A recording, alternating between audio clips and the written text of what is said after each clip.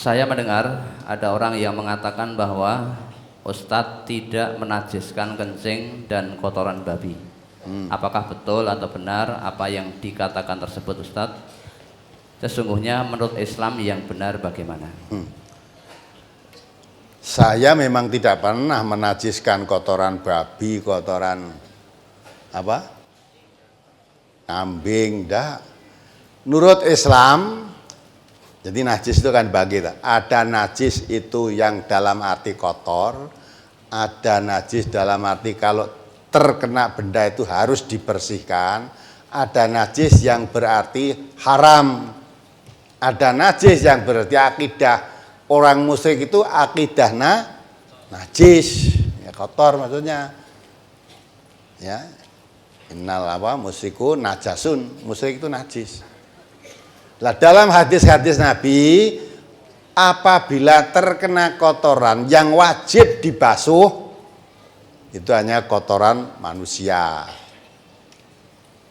kencing manusia, wadi atau madi manusia. Jadi itu artinya air sek. Kalau terangsang, ya nafsu seknya keluar cairan, itu namanya air sek. Itu najis. Atau madi, air lelah. Kalau naik sepeda ontel misalnya lelah jauh genjot ya, terus tahu-tahu kemaluannya keluar cairan kental seperti ya lengket itu, tapi bukan mani, itu najis. Kemudian darah, najis yang harus dibasuh itu darah. Darah apa? Darah haid dan darah nifas, hanya itu. Kalau kotoran hewan saya tidak menemukan. Nah, memang orang ini arah gelem ngaji kagetan senengannya. Mosok air kencing kambing tidak najis, kuda tidak najis, lah kamu belum mengerti unta. Air kencing unta itu malah oleh Nabi, ada orang sakit datang kepada Nabi, Nabi mendirikan, singkatnya saja, kamu ikuti si penggembala unta itu. Tiap pagi kamu minum air susunya dan kamu minum kencingnya unta itu. Kaget mesti. Kencing kok kan minum loh. Kalau kencingnya diminum, maka kalau kena badan kita, kena pakaian kita tidak najis. Dipakai sholat boleh itu. Nah itu. Mari sejak dulu diatur terang, darah nu kabeh darah najis. Padahal darah najis yang punya darah najis hanya perempuan.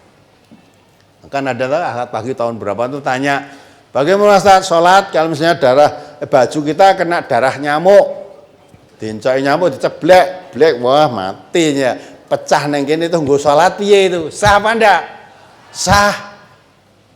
Kamu panitia korban itu melih sapi, sir melih kambing, sir itu, wah sudah kena cipratan darahnya, nggo sholat sah nggak? Sah. Ya. Karena kamu ngurusi binatang kurban ya kena kecipratan kencingnya barang. Gue salat sah apa enggak? Sah. Lah nek gue saking ya, boleh sapi berot-berot terus ya geret-geretan dengan kamu nanti kowe kesel kepuyuh-puyuh. Nah, kencingmu itu najis. Nek kencingnya sapi nguyui kamu tadi tidak najis. Ya najis dalam arti kotor, tapi tidak wajib harus disihkan. Ini semua saya katakan itu pakai dalil, aja pokoke, ya. Mosok kencing binatang tidak najis. Bukan saya yang mengatakan tidak najis, Nabi mengatakan tidak najis. Maka saya katakan, aja sok kemayu, aja sok kemaki. Kencingmu itu ya dengan kencing sapi, kencing kambing itu bersih kencing kambing. Malah kalau kencing babi malah. Nah, orang mengatakan, oh babi itu kan najis. Enggak, babi itu haram. Haram, kalau dipegang boleh enggak babi itu? Boleh, ditunggangi boleh enggak? Boleh, ning mbok makan jangan. Jadi orang kadang-kala, wah karena ini babi haram, padake najis demok barang enggak boleh. Babi itu boleh, kamu pegang boleh, ya. Kalau dicium babi boleh enggak? Tadi babi itu haram dimakan, dipegang boleh. Ini orang Islam mesti geger. Biasanya nggak mau ngaji bareng diterangke tenan malah kaget. Loh, mosok gitu dhisik rong tau ngerti saiki kaget. Ya enggak? Maka ngaji ya, nanti kalau ngaji kamu ketemu. Nek wis seneng ngaji, ngerti ilmu tidak kagetan.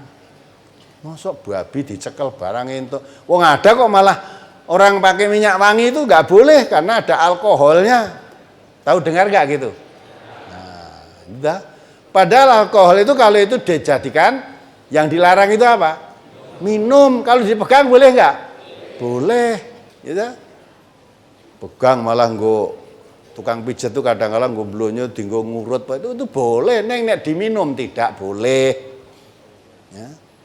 Di khomer ini ciu lah nek cara kene utawa lho jenever nek cara Jawane nek bekonang ngono ya ciu lah gitu. Itu diminum enggak boleh. Tapi kalau dipegang diburehke katanya nggo bureh nggo wong kesel-kesel itu bisa sembuh katanya. Itu boleh. Nek dimakan tidak boleh, diminum tidak boleh. Nek sithik tok dirasake. Ya, kathiruhu wa qaliluhu, banyaknya sedikitnya haram. Enggak boleh. Tapi kalau dipegang boleh. Kagetan. Maka udah kon ngaji sing tenanan. Nek orang ngaji aja sok mbantah sing ngaji. Ngaji itu dasarnya ilmu. Kalau kamu hanya dasarnya mau biyen kae yo ngene kok, itu biyen.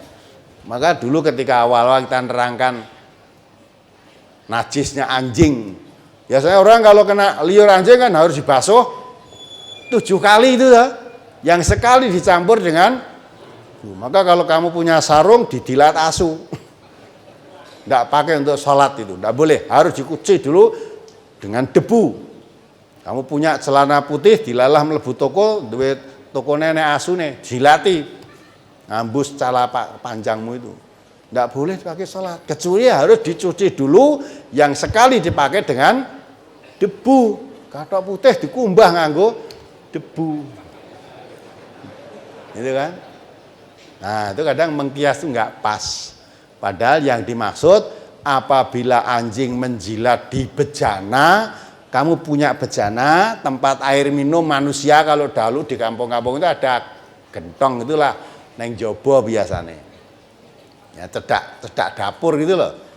Nah, nanti kalau itu diminum oleh anjing, airnya itu sak gentong tadi, sisanya dibuang. Anjing minumnya berapa cuma jilat-jilat tau wis ya. Nah, idza walagul kalbi itu maksudnya bila anjing jilat-jilat itu minum. Di bejana sisa air di bejana harus dibuang. Tempatnya dibasuh 7 kali, yang sekali dicampur dengan debu. Itu kalau menjilat atau kalau minum air di bejana yang biasa dipakai minum oleh orang. Tapi kalau anjing menjilat di tempat lain tidak wajib dibasuh. Lah kok ngene? Ya, Nabi itu malah menjadikan anjing kok kalau kamu melepas anjingmu untuk berburu, dilepas dengan baca basmalah untuk memburu suatu binatang, kemudian binatang tadi ditangkap oleh anjing. Mati, dibawa pulang atau disampaikan kepada yang punya anjing tadi dalam keadaan mati, halal dimakan, tidak usah disembelih. Tapi kalau dibawa pulang kepada tuan yang punya anjing tadi dalam masih keadaan hidup, disembelih dulu kalau mau dimakan. Tapi kalau sudah mati karena berkelahi dengan anjing tadi, halal dimakan. Lagi-lagi kalau berkelahi dengan anjing kena liurnya enggak? Nah, mula jangan kagetan, mula wong anggere berilmu tidak mudah kaget. Kalau kamu ingin jadi orang yang baik, biasakan kumpul dengan orang-orang baik. Kepingin bisa tambah ilmu agamanya, datang pengajian. Nah, pengajian jangan seminggu sekali, sering ketemu dengan saudara-saudara kita yang ngaji. Maka bentuk kelompok, bentuk lingkungan yang baik, memberi semangat kita untuk ngaji. Jangan suka dekat-dekat orang, kalau kepengen ngaji tambah agama supaya pinter, jangan dekat-dekat orang yang benci kepada pengajian. Ya, nyedak wong ape-ape lah. Wong tua-tua dhisik ngajari aja cedak kebo. Ngerti kebo gupak? Cah nom-nom ora ngerti kebo ora ngerti. Kebo gupak itu kebo yang suka gulung, keboe gulung di tempat comberan itu lah. Kalau kamu dekat walaupun kamu tidak gulung di situ kena kotorannya. Ya, kena kotorannya. Di situ ada kotoran kambing, ada kotoran kerbau ada. Tapi itu tidak najis gitu loh. Jadi kalau saya mengatakan kotoran kuda, kotoran ini tidak najis, jangan kaget. Dan yang najis itu hanya kotoran manusia. Pangkatmu apa wis kotoranmu itu kotor. Ya. Kencingmu itu dengan kencing sapi aja bersih kencing sapi. Kencing babi ya begitu. Kencing babi itu enggak najis dalam arti kalau kena baju, kena badanmu. Untuk sholat itu sah saja. Nek kowe arep sholat dadak kena kencing babi ki mau ngopo? Ada apa kamu tadi kok dadak babi? Tapi ini masalah hukum harus saya terangkan. Jadi yang najis kalau kena wajib dibasuh itu hanya kencing manusia, kotoran manusia, darah manusia. Darah manusia itu manusia perempuan. Ya, darah khusus darah haid. Kalau perempuan bukan darah haid, misalnya rajang-rajang berambang kena peso jarinya keluar darah tidak najis, ya. Atau mimisen keluar darah dari hidungnya tidak najis, ya. Kalau mimisen lewat hidungnya itu darah najis, wah enggak najis, kotor tapi tidak najis. Tapi kalau mimisen lewat bawah tadi najis. Itu darah haid atau darah nifas. Nifas itu darah yang keluar telah melahirkan, itu najis. Maka selama itu darah keluar tidak boleh sholat. Karena tidak bisa bersih dari najisnya itu selama belum berhenti. Maka tidak boleh sholat. Maka darah yang punya orang yang punya darah najis hanya perempuan. Laki-laki tidak pernah, ya, punya darah najis. Saya pernah contoh misalnya saudara bisul, udunen, bisulen mateng bisule, dilah ngulungguh mecah. Kalau bisul mecah yang keluar apa? Darah dengan nah itu pun tidak najis, kotor tapi enggak najis. Kalau kamu pakai sholat sah saja. Sah. Nah, itulah. Udah kan kita aneh gimana agama baru, iya baru kenal kamu kok ya, malah kenal belum kenal pun belum sudah nyalah-nyalahkan. Maka kalau ingin tahu apa yang saya terangkan ini sudah dibrosurkan dulu, ada dalil-dalilnya. Apa yang saya katakan bukan ngawur, semua didasari. Kalau tidak Quran ya hadis. Kamu yang tidak tahu hanya dasarnya aja pokoknya beda karo dhisik iki. Masa anjing barang orang najis, darah apa liur anjing tidak najis, karena sudah dulu sejak dulu diterangkan liur anjing itu najis mughaladoh, mukhafafah, mutawasitoh adalah paling berat tuh liurnya anjing mughaladoh. Kalau kamu kejilat anjing harus basuh 7 kali, yang sekali dengan debu, padahal itu maksudnya anjing yang menjilat atau minum pada bejana tadi. Kalau menjilat tangan, menjilat pakaian, tidak basuh nggak apa-apa.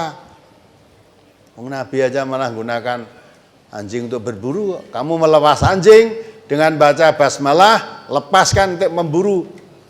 Misalnya memburu kijang, apa memburu menjangan, apa memburu apalah.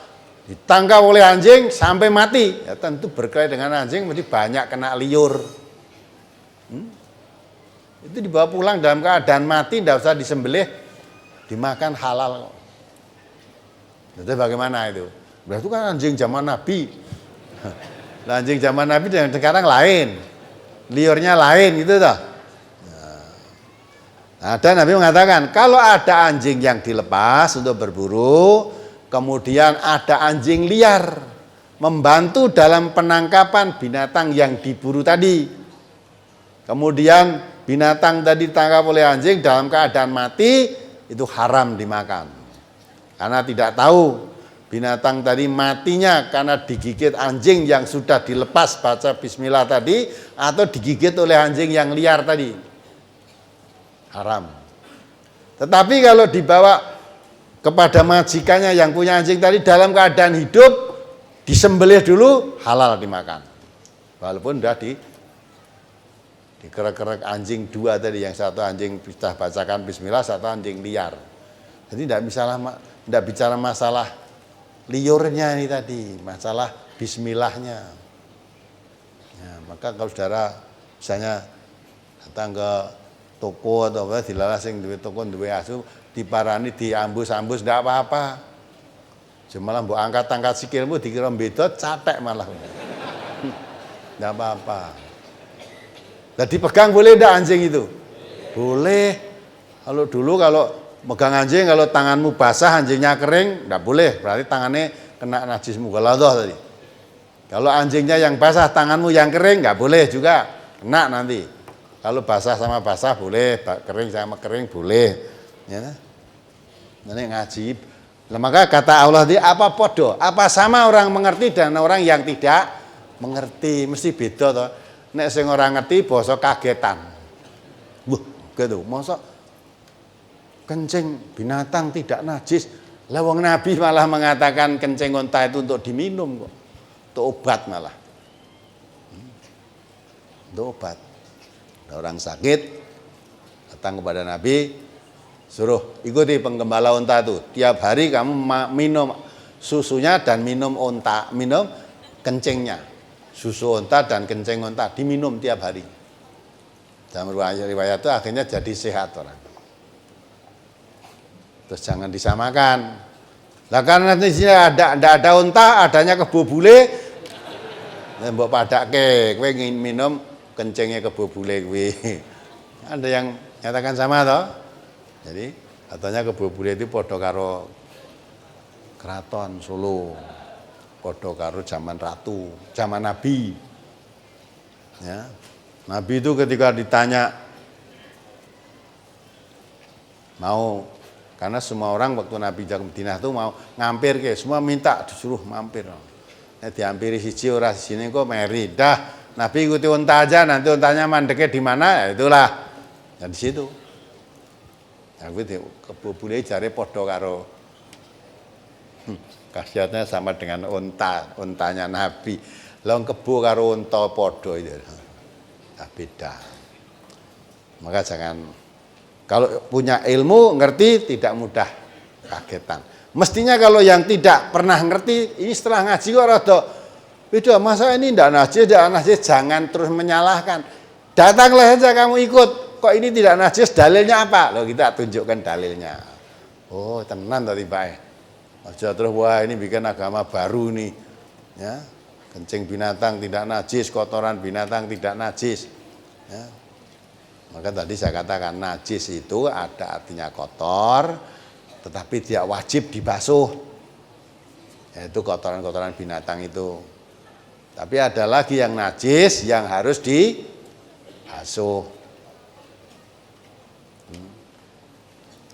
Nek najis dipegang aja nggak boleh, apalagi dimakan. Nggak boleh no, dimakan. Apa ada orang makan kotoran hewan, apa ada? Ada nggak? Ini yang pernah coba? Ya? Ada nggak? Ada. Malah kotoran hewan harganya mahal kok. Katanya kopi luwak, katanya tai luwak. Nah, itu tai luwak malah mbok ya beli harganya mahal, katanya paling enak itu katanya. Itu kotoran padahal. Nah, kotoran kan kalau najis apalagi kamu makan dipegang aja nggak boleh kok.